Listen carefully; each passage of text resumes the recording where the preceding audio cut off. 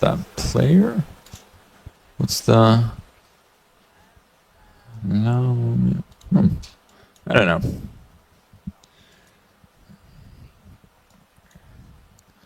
Let's go for a Queen's Gambit, I was about to say.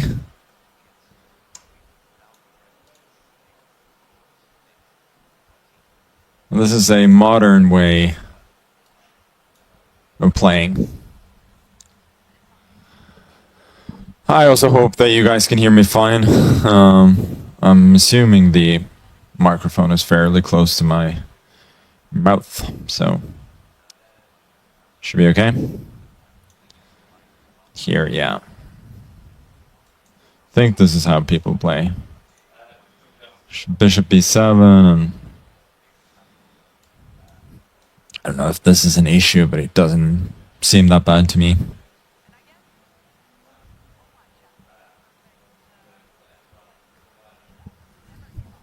Otherwise, we have a very typical position where black is usually okay.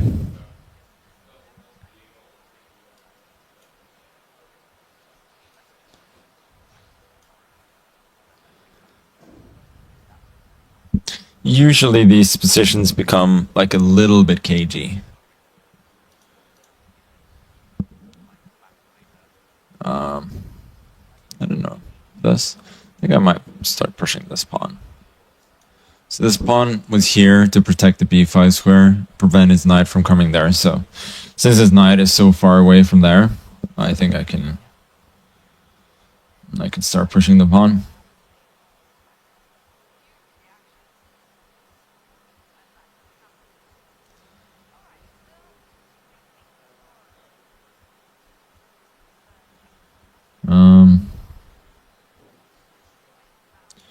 I don't know. c5 seems reasonable.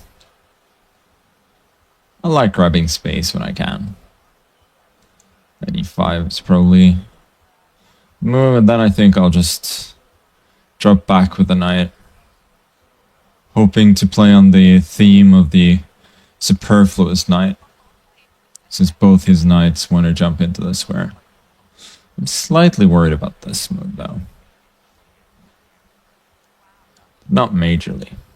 I think if I hadn't moved my knight here, then there could be some... Yes, this is also reasonable, but I was not overly worried about this. I feel like usually when you can jump in here, it should be fine.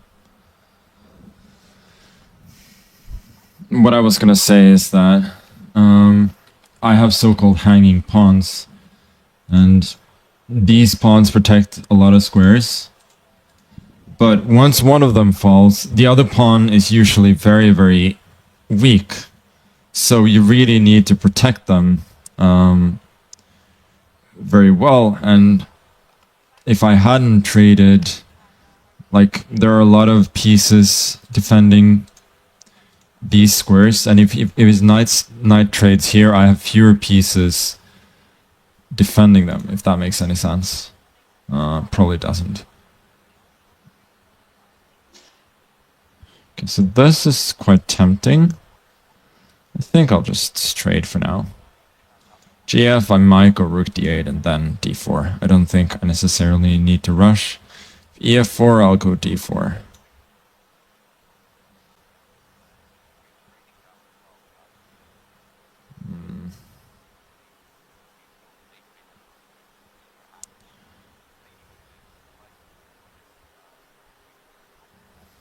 Yeah, this is not ideal. Probably have to go f5.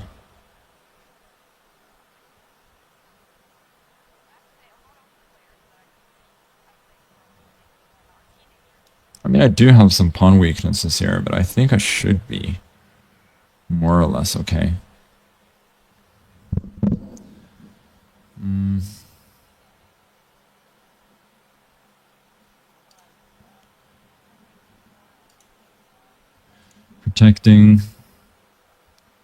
Protecting this pawn. Maybe knight d7 was a move too. Now this move I don't like for him, since he's allowing my knight to jump in and also release a little bit of the tension in the center.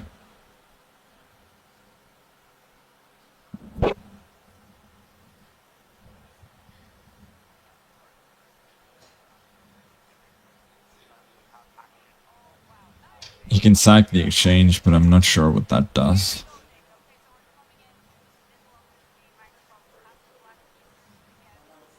Otherwise, queen c2, for instance, I'll take. I'll probably go a4, start targeting this bishop. And same here, I think. a4 feels very natural and good.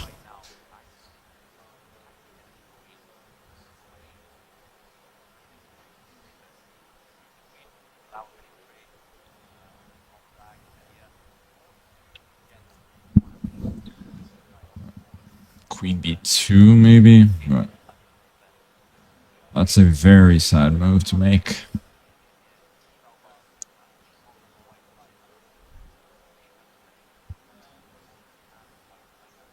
Bishop b2 runs into knight takes a2. And ab3 next. And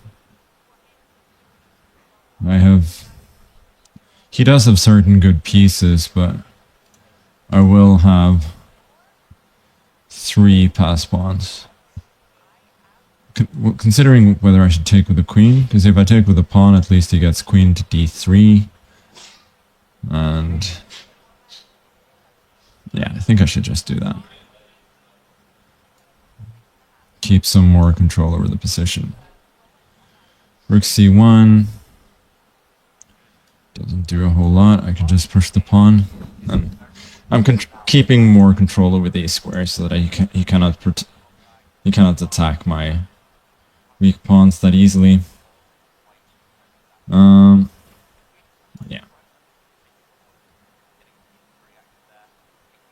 it's a good move.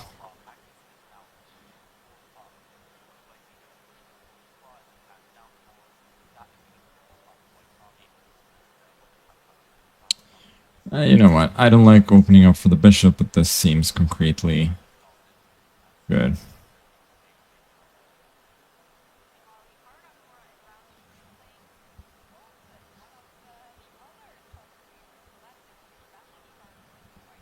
Yeah, knight f4, just preventing this check, and then I go d2, forking his rooks.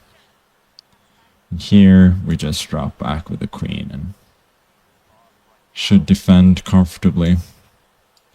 Knight c2, forking his rook and knight, and then here we can just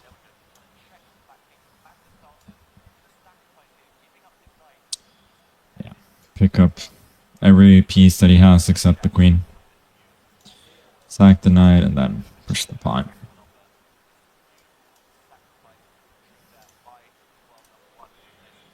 My king is safe and no hope for him. Okay, tough game. I believe up until a certain point. Now the engine lights. Okay. F5.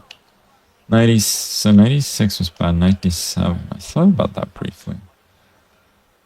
Yeah, bishop a3 was the big mistake. No, yeah, after a4 I'm winning. But not easy, but it shows you kind of how little it takes sometimes to